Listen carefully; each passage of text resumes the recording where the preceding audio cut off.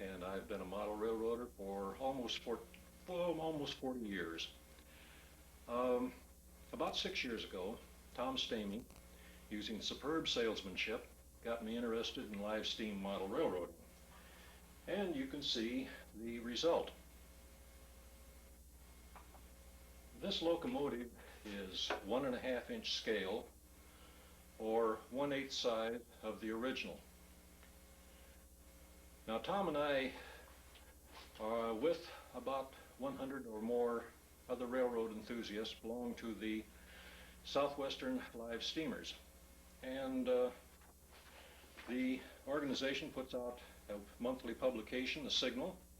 Grace Hitzfelder is editor, does a wonderful job. There's articles of interest of the goings on of the various members, and on the back there's a schedule.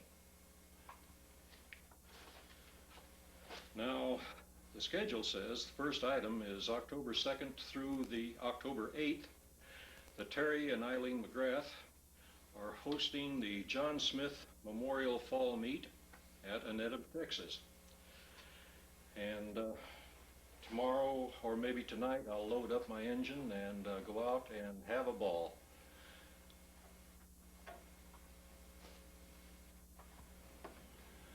Oh yes, I should tell you, I got my video camera just a few days ago.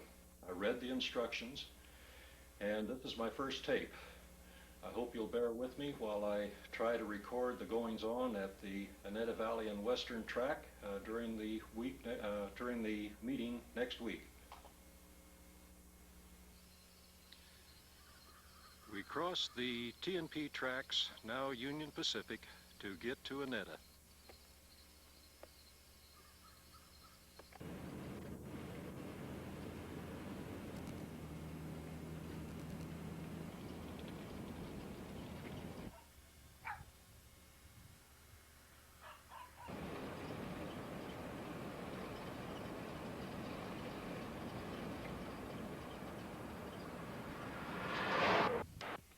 We turn through the gate, travel on a graveled road, and head for the steaming bays.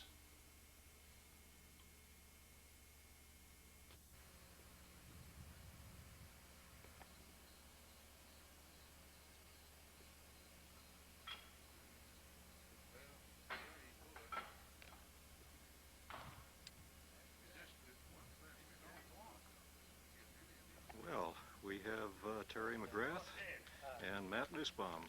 Maybe we can talk to them. Hey, how long have you had the track? We have had the track since 1972, and my wife and I were looking for some property to put the railroad on, and we contacted a realty agent in Fort Worth, and this was the first piece of land that he showed us. And I came out and ran a tape measure across from one side to the other and realized I could get a 55-foot radius curve in here, which is what I wanted in the first place. And the land looked like it would make a good railroad, and so that's how we bought the farm, based on putting the railroad here, rather than living here. We started laying track in spring, in April. And there were 3 of us out here. We started laying the main line. It really didn't have a plan. We just started laying track here and there and everywhere, and thought, well, we would have a straight line railroad, not realizing that we had to allow for sun kinks.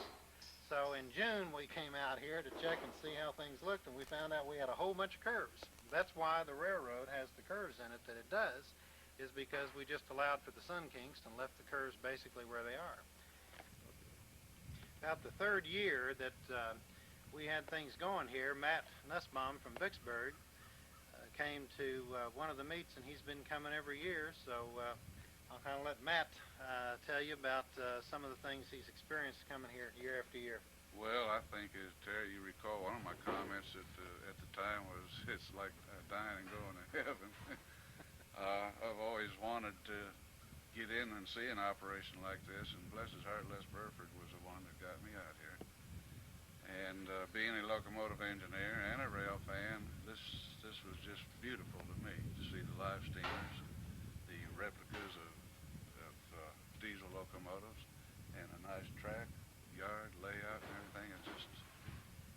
as you asked for.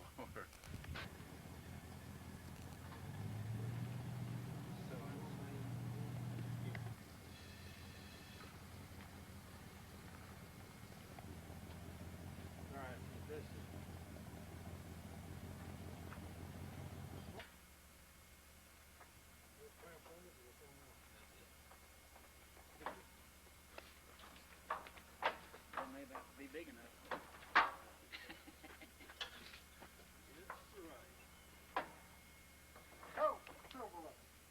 Why is that?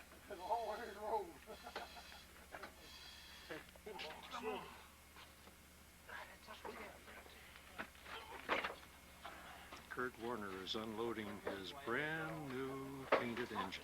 Up a little bit, John. There you go. Whoa. Go back forward. Good leather one. Come on. Okay. Got me. Come on. You want to go to the other end? Go for it. Okay. Oh, you're... There's your bag. Well, I got to paint. Same thing here we did the other end? Yeah. Now, when are you going to white tire the drivers? You know, they were white tires. Yeah, I know.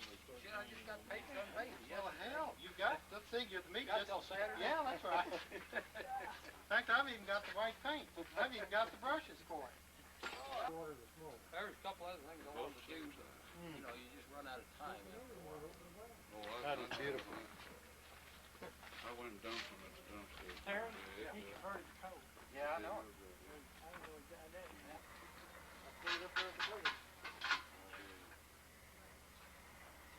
Well, I took it on the interstate there and she I'll try to get that out. It's all welded up there. except for them long hills. And the engine is safely on the bay. Curtis has just converted his engine from oil-fired to coal-fired, and of course had to build a new tender. Walter Johnson did the striping. The steaming bays will hold about 25 engines. They have water, air.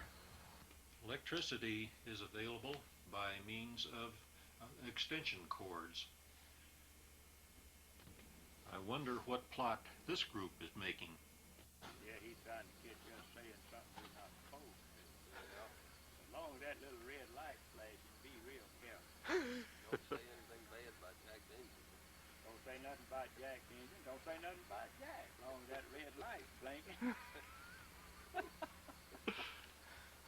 You got to be careful about who you're taking pictures of. But now when These are also used for repair of the cars.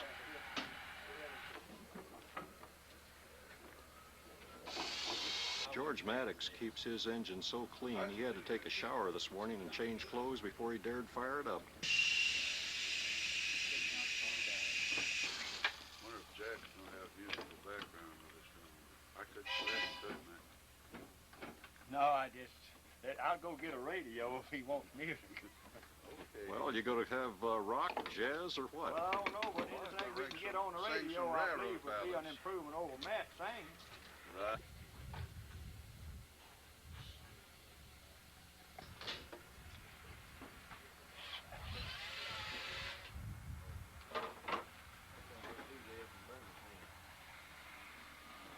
What's up there playing on the market?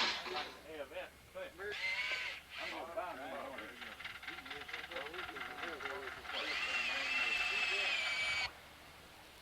He done own it now. I see Tom Stamey is about to fire up his engine. Tom is known as a fast runner. He can fire an engine faster than anyone I know. He doesn't know it, but I'm going to time him from the time he starts until he actually can roll off of the table. Walking wounded today, he got a cinder in his eye and has had to have a little bit of a repair job, so he's not quite up to his normal speed. Of course, first you have to give it a drink, so you'll have to fill the tender, and he's already filled the boiler. Probably running it a little too rich. Okay, Tom has started to load wood.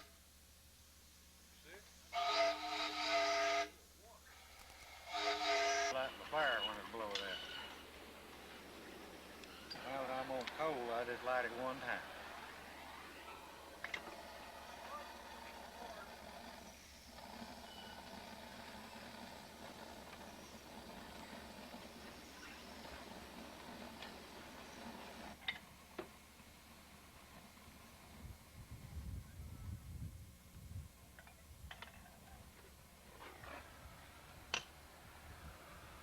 Left him out there at Flatbush, and I left with 85 pounds, and when I got to the back curve, I was on 115.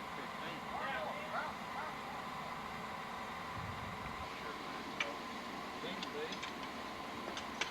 Hey, Tom, will you describe what you're doing right now? Yeah, what I'm doing, I'm putting in some coal that I've soaked in diesel. I fire an engine a little bit different than some people do. A lot of people will get that wood in there that we all start our fires with, and they'll let it almost burn about half down to get a good bed of ashes, and then they'll start putting some oil-soaked coal in there, but I don't do it that way. Whenever that fire gets going on that wood, I say that's time to put the coal on. I throw it in then, and before you know it, the coal smoke is already burning. And I think it's better. I think you have a easier time getting your coal fire started that way. Of course, while you've got the tremendous heat in there and you start developing all those coals, it only makes sense, I think.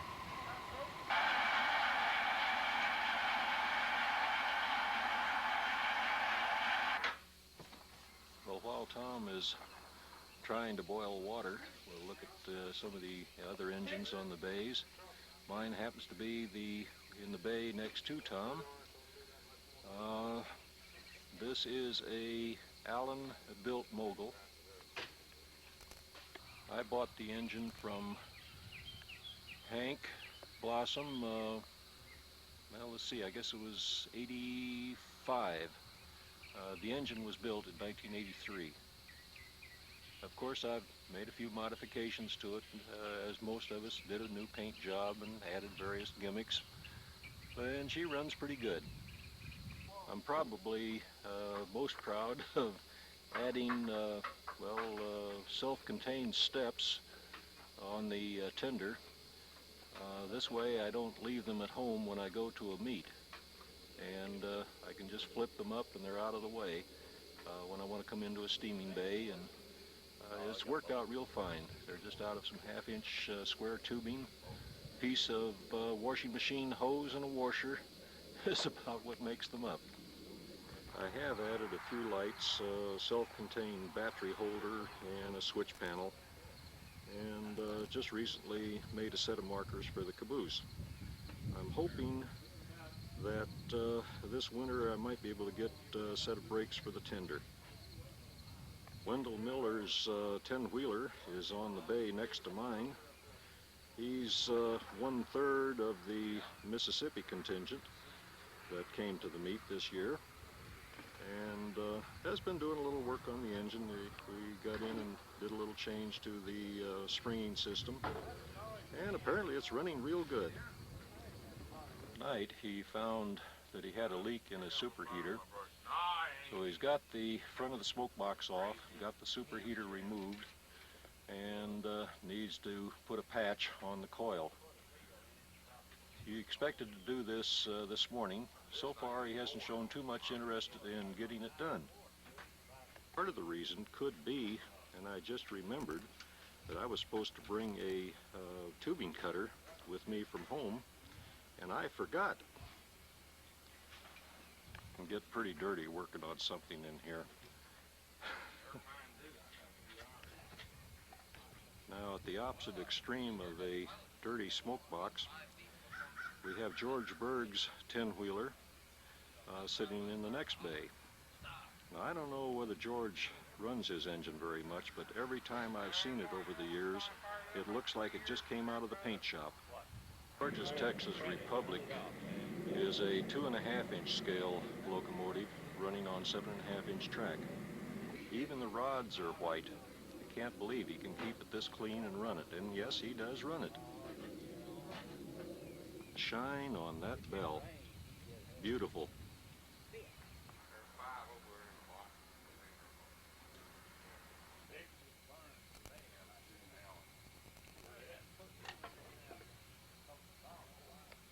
This is Bob Gray's engine.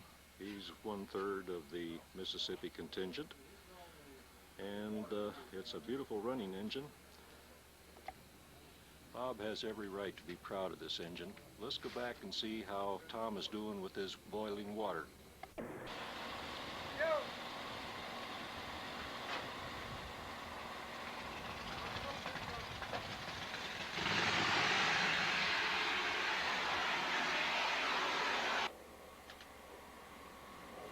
Steam cleaning really helps.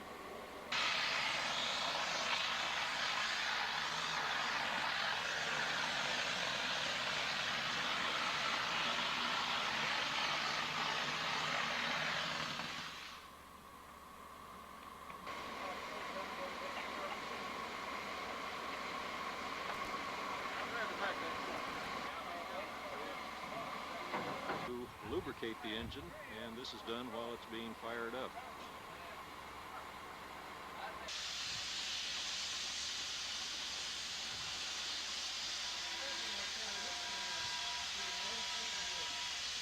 The guys out here, I carry 145 pounds of pressure. And the reason that I do is that it helps me on my water economy, because the higher your pressure, the higher the temperature of the steam.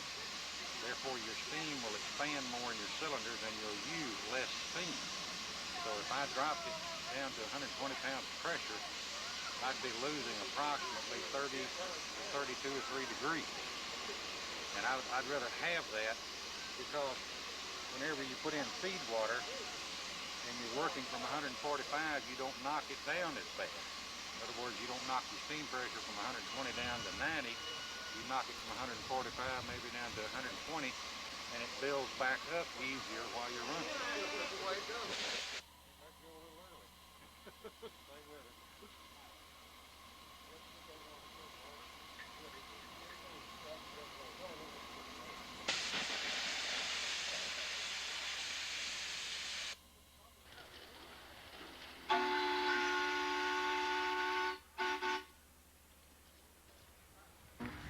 I would judge that was 23 minutes from time he lit the fire until we popped off. How long did it take? 23. 23. Back up till you hear a blast and give her hell.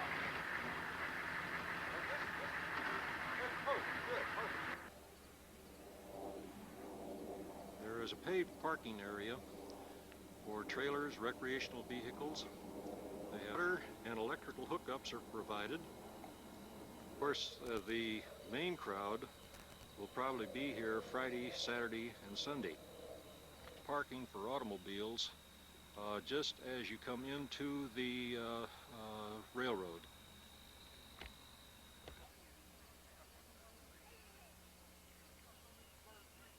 Wednesday evening there was a potluck, and the crowd enjoyed the meal under the trees, and of course you can see we also have tent camping.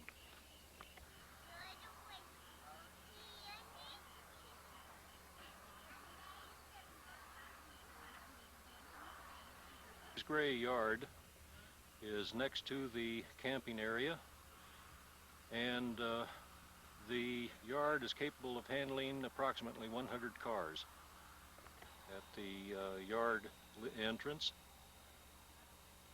switch stands in the yard were specially designed and built to be at ground level. These were intended for use before the lighting was put into the yard to avoid stumbling over the switch stands in the dark. The yard has its auxiliary buildings, and this one is no exception. Bob Gray spends a lot of time here. Smith Tower controls the yard and is also the dispatch center when operating bidirectional. It's dark, the yard lights are on, but railroaders are not a particularly ambitious lot, especially just after they've eaten.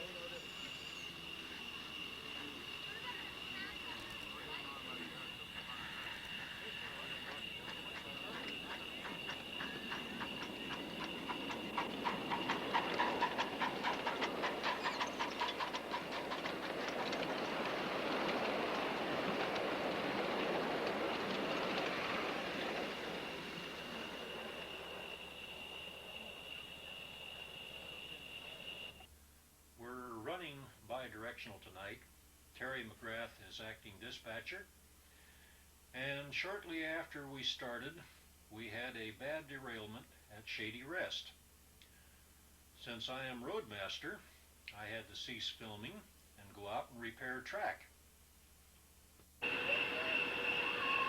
your engine off? Yeah. See right up there ahead.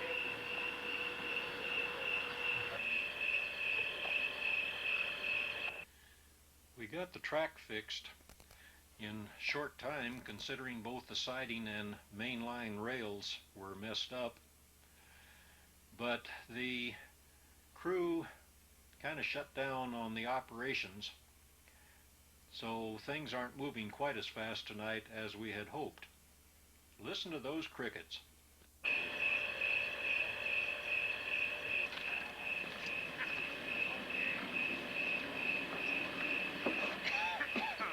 We have the Kibitzers row in the background.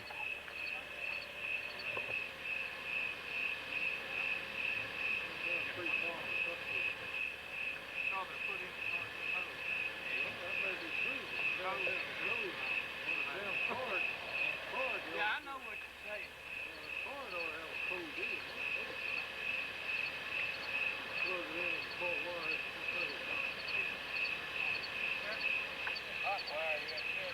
Well, the reason the ground was on the bottom is because when you start in with that 400 meters going to house, I'm not like that. I'm not sure what the house is on that. You're going around, and I can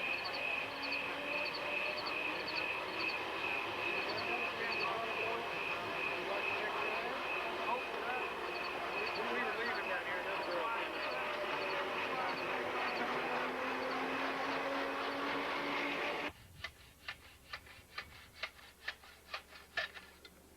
Boy, now there's a view. That's Jack Haskins.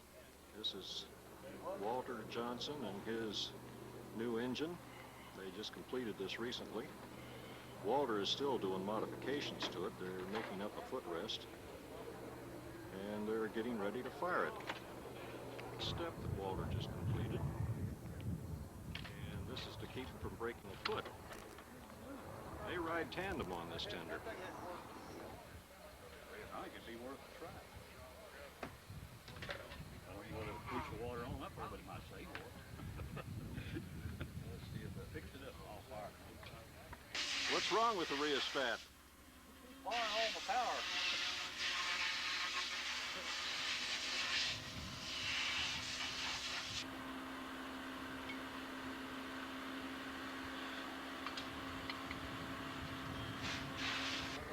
Terry Adams, with his Quanta Acme and Pacific, is filling the boiler, and I imagine we'll be firing up pretty soon.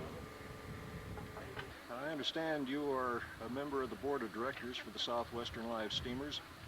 How long have you been in the club? Well, we've been members for about 14 years now. We started off and joined the club after learning about it simply because we like trains. Anybody really that has a love of trains does not have to have any equipment or anything to be a club member. So we joined and we just enjoyed the activities and fellowship for about 3 years, and then we got our first engine, which was a 440 American. We kept that for about 5 years and then sold it, and then got the Allen Mogul here.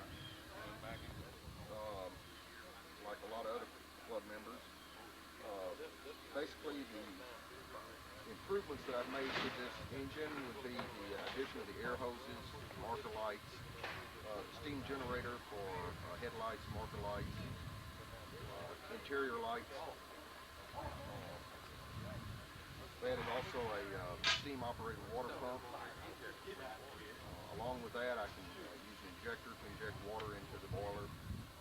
Also an axle pump and a hand pump just in case everything else doesn't work. After you get that fired up, could I go around with you and take some pictures of the layout? Sure, that'd be fine. Enjoy having you. Thank you.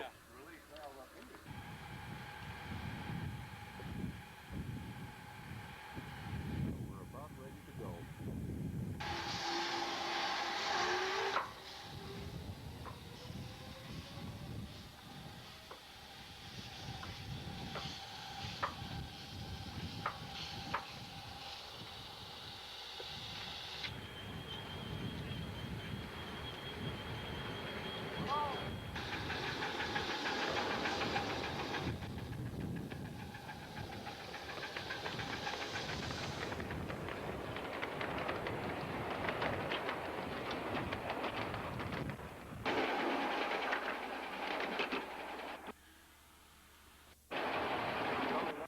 During the windstorm last spring, the stations at Shady Rest and Flatbush were blown away.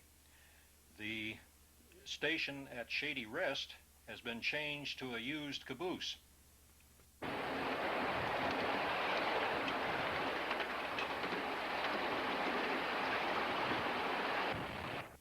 The train shed at Terrytown was also blown away and has not been replaced.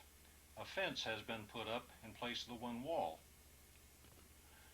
There was also damage to other buildings, and the engine house has been completely rebuilt.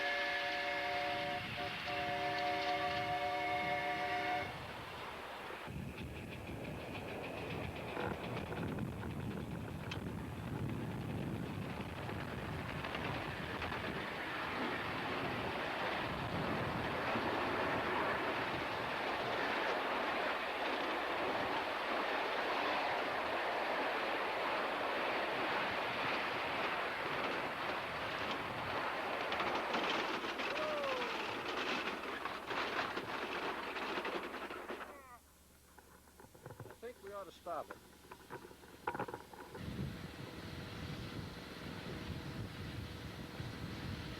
No real damage was done.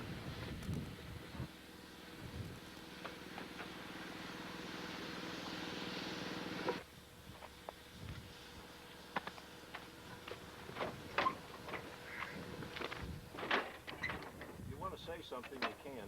Boy, are these things heavy.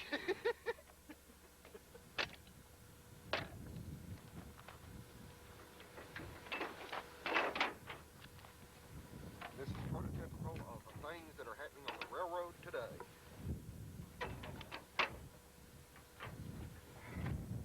I think we're all back on.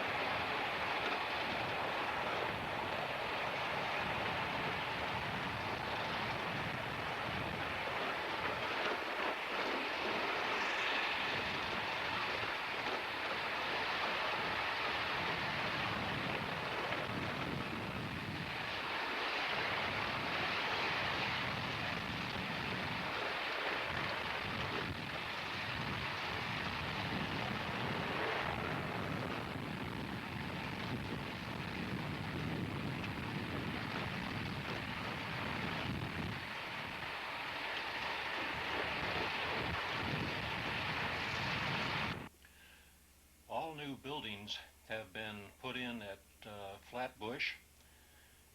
These were installed just before the meet.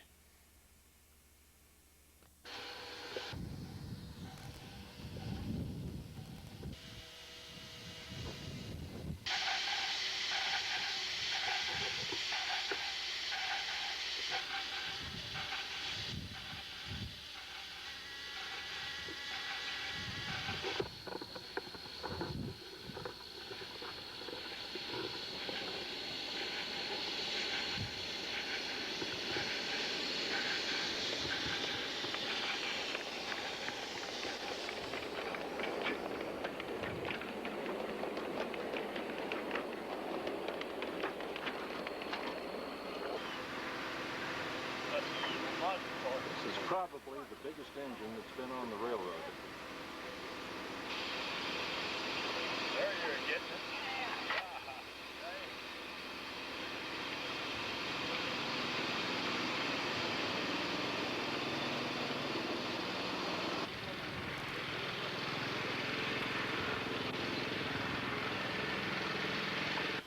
I can't figure why these don't take off.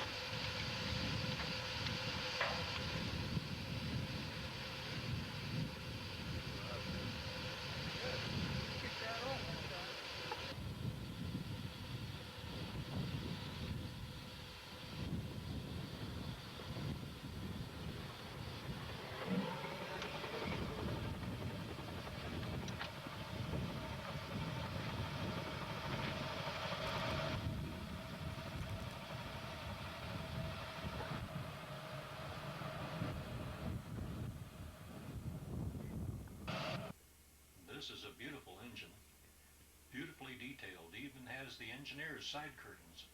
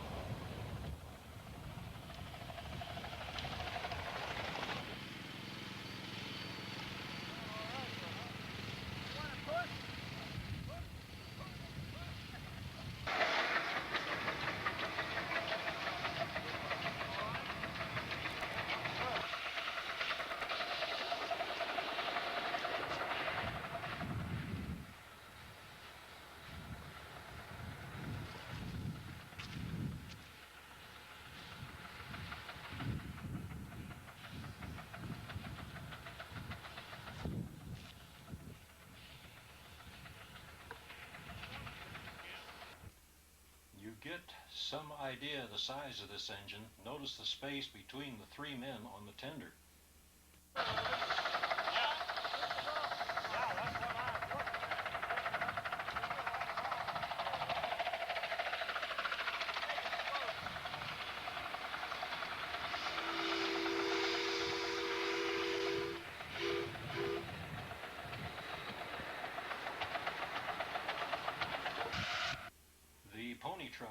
came off just passing the road crossing east of Terrytown.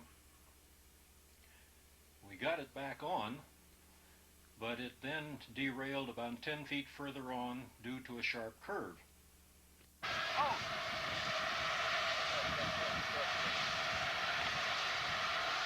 Alright, come me a little bit.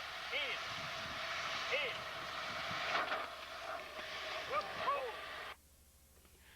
Now the dry weight of this engine is 2,300 pounds, so it's not the easiest thing in the world to move around. Now the fire looked bad, but really didn't cause any damage. That's from fuel going down on the wood crossing. All it around there. On the inside, right? Yeah.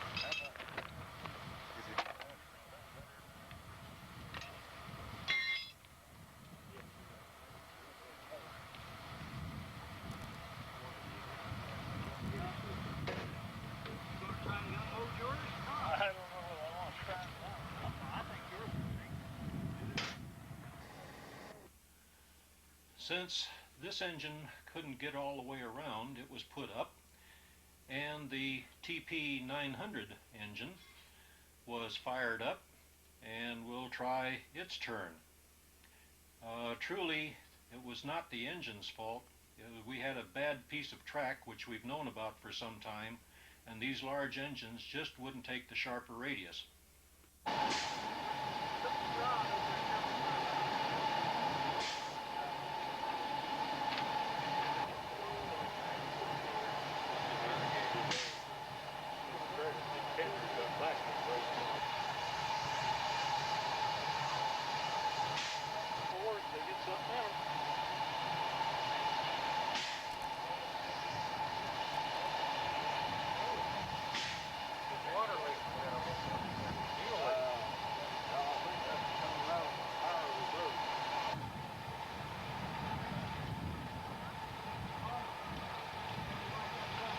Looks good.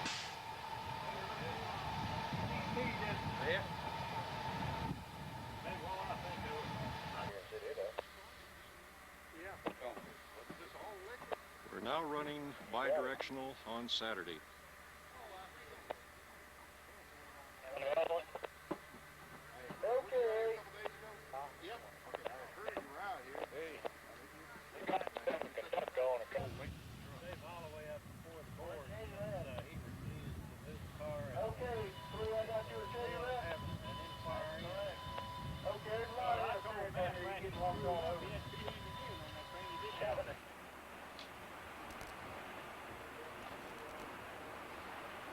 Hello, wait, did you get that?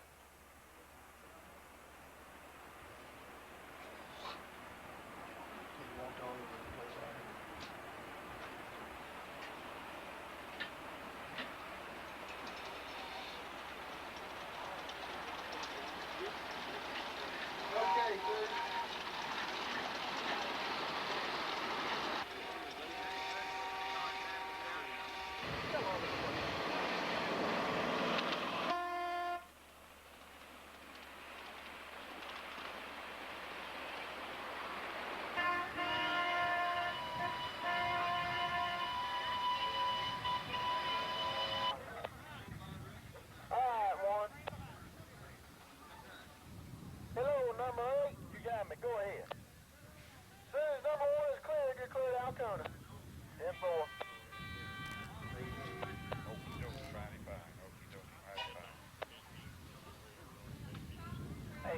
Still sitting here in Terrytown. I couldn't see anything out in front of me. 7, you're clearing to Shady Rest.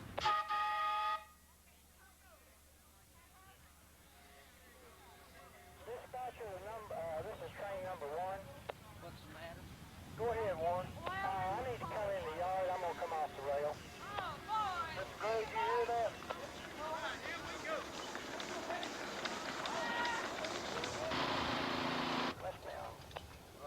Bob Gray is yardmaster during this session. Number 7, it's number 3. Go on down, Conan. Thank you.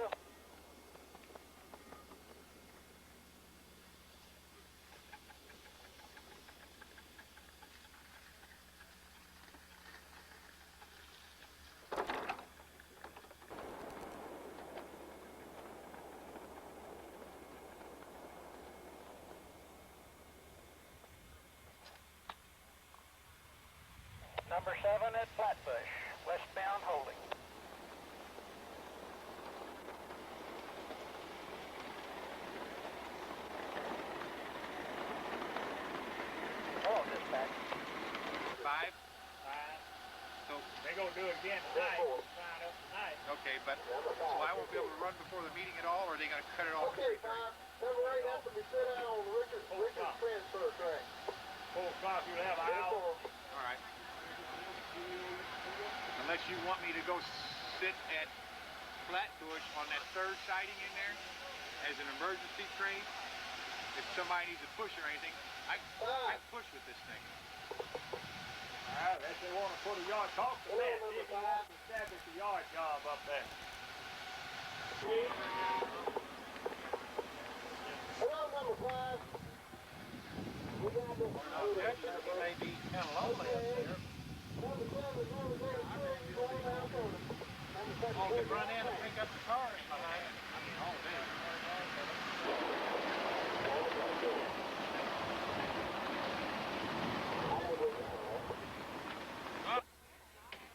I got cash in my pocket. 230? 220, 224. Hey, Tom? Huh? Might get her cash. 6 out corner. 5, 6. Number 3, going to Shady Road. Again, number 4 down corner. 4 down corner.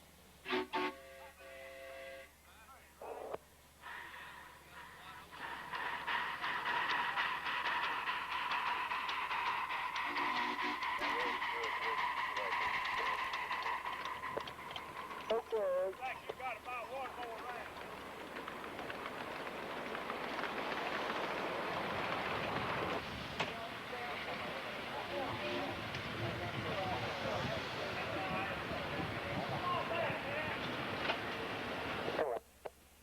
Hello, back. Sure is. We're going to make a swap right here on these trains right quick. We're going to have it. Okay. Hey, dispatcher. Hello. This is number 7. Since I'm Secretary Treasurer, I'd like to tie up in the yard so I can get my paperwork ready for the rest of the day. Ready. All right, 8. Going in City Road. Go ahead. That's what Marquez down. That's what we need to know that car out here. Picked up later. Turn through this mushroom here now. Okay, Steve. 7 in Town, like to get in. Yes. Are you going to be the new number 3? You got it. So who may I say? Train 4 Flatbush. Okay, Train 4, you are clear to City Road. Clear to City Road.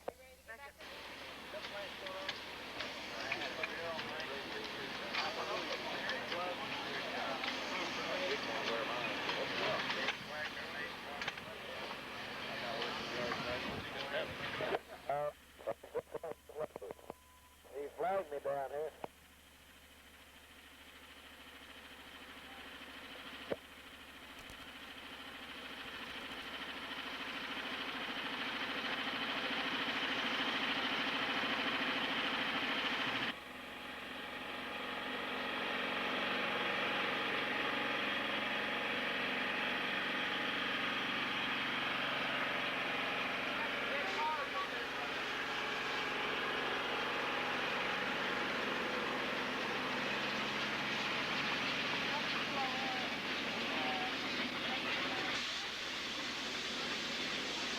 Over the floor.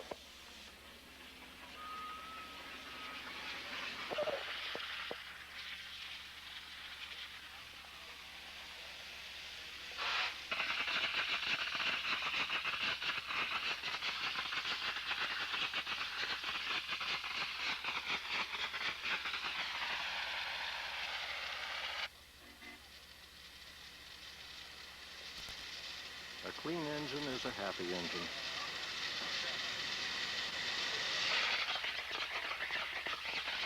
Number 1 is there, okay, Train 8.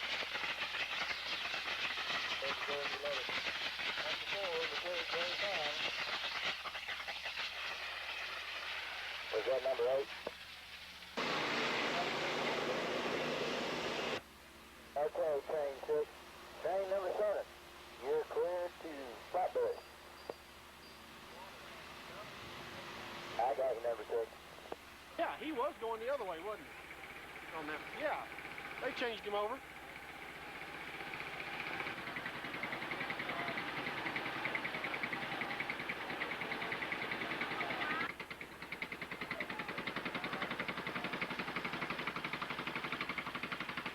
Dispatch is 23. Dallas 23. Blue 52. Alright. Well, then that's where you're supposed to be.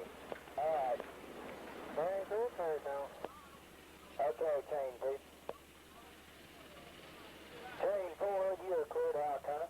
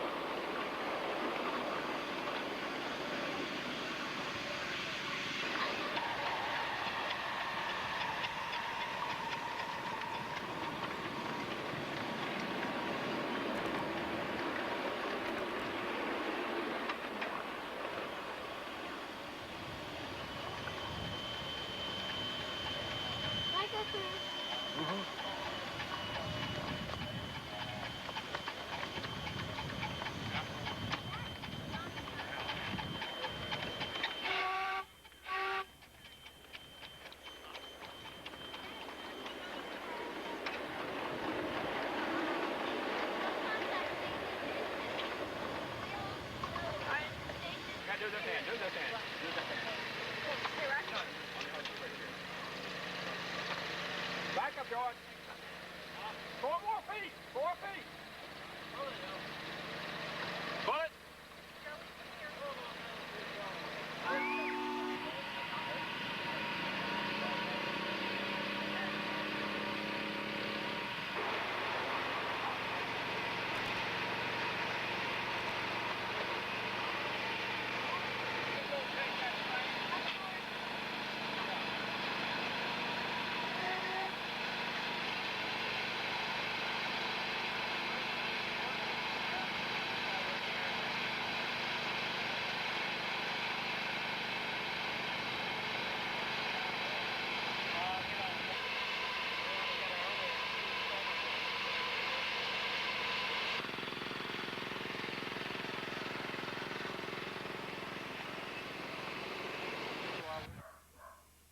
This is our Saturday afternoon regular business meeting. Gonna try to grandfather it all that kind of neat stuff. But there's no resolution of that, probably won't be for another year or two. Second issue that was discussed last year, or at John's meeting, was insurance from Mini Rail. And I've called those people, have written them letters, and all they want is money, and they won't give me a rate card for the coverage that we get. Sent you a newsletter, and I haven't been heard. It'll take $20 to Mini Rail to get the newsletter. I found out the newsletter does not contain the rate card. The rate card is coverage. That's money to pay. Call the underwriter. President, so be it. We have to have a vote. You're supposed to run the meeting, man. You get up there and get a vote. You want to run this? Huh? You want to run this? Well, you're supposed to. You get the vote. You handle that, and I'll handle it, okay? I want that in my hand before he hits me. Do we have a vote on spending $20 for a newsletter? All in favor, say aye. Opposed? Somebody's already been voted in, and there's about 15 of them here. Why don't I just read them all?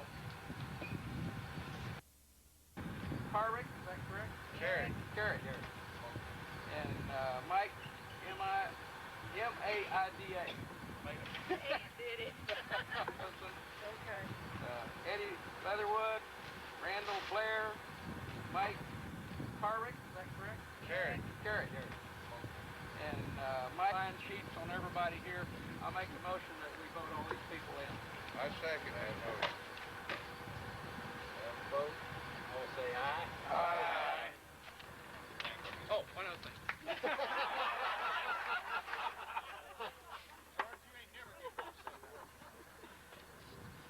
Come by and see me and pay for dinner. For those of you who haven't paid. Now you get up. Yes. Do we have any more old business to take care of? How about new business? And I just want to make a comment about this mini rail that you all voted on. Our club did the same thing. We joined mini rail, pay our $20 a year dues. We found that the rates for insurance of $1 million liability insurance for whatever you might be legally liable for was in excess of $600 a year. We also found that there is a $2,500 deductible on any and all accidents, so that each club would have to have at least $2,500 in their treasury to take care of number one accident. We found also that we could get insurance through a local insurance agent, which we did in Kansas City, for the price of $162 a year. We get $1 million liability coverage. We get $50,000 coverage if we set a fire, a grass fire, or something like that. We're in a public park and we haul the public, and of course we have to have that insurance under those circumstances. This year I wanted to come to this lovely meet at the track and everything, but I went with some others to the first Western IBLS meet in St. Croix. We talked until 2:30 a.m.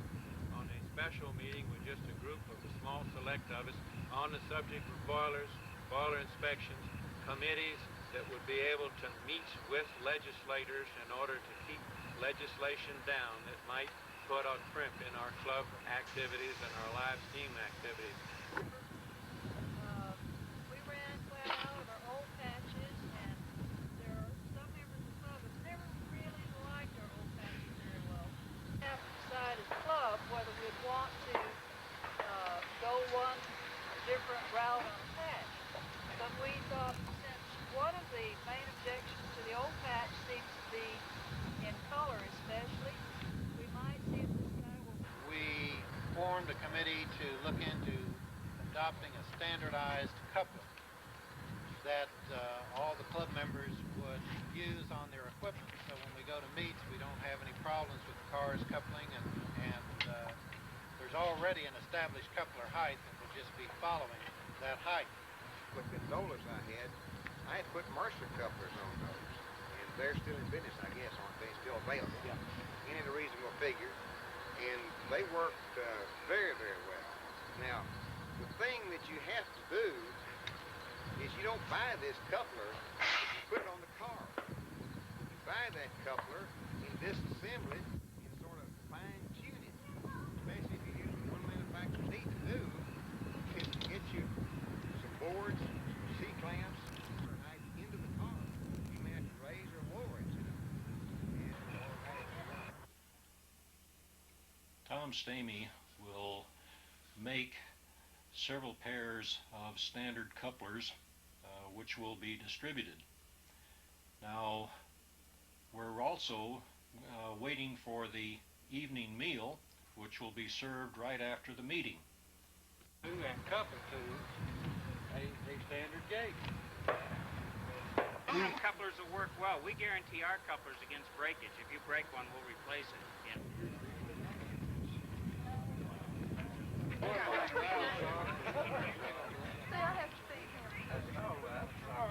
Yes, sir.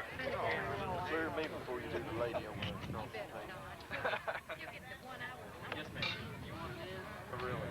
Oh, dark meat. Got it on?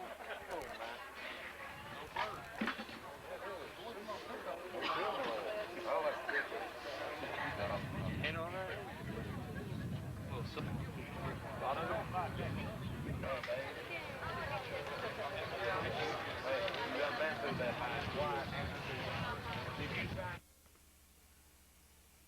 That evening, the ladies surprised us by all wearing red noses. They had been to Dallas and apparently thought this gag up while they were on that trip.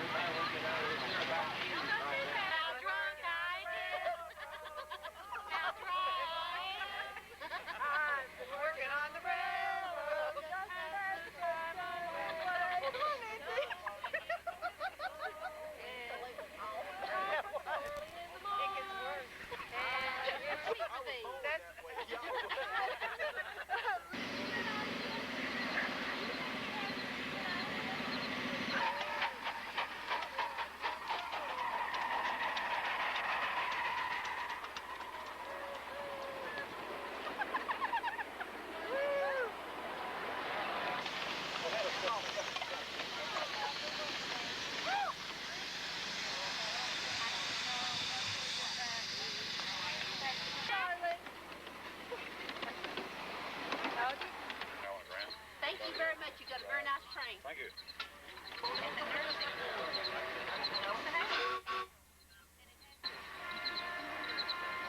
There's some kind of special application better?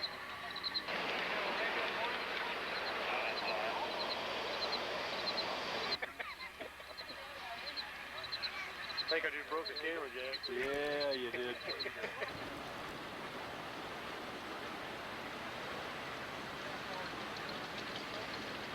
Good morning.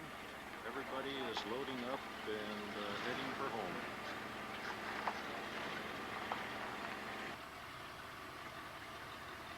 Pull forward.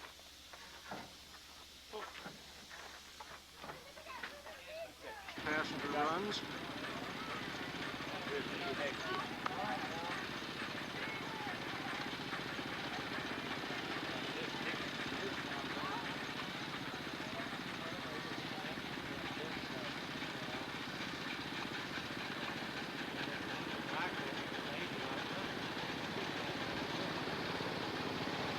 Of course, the yard is emptying out.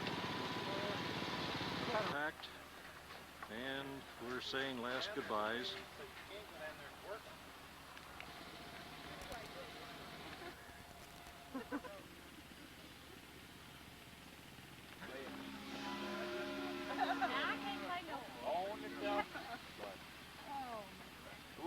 The steaming bays are almost empty now.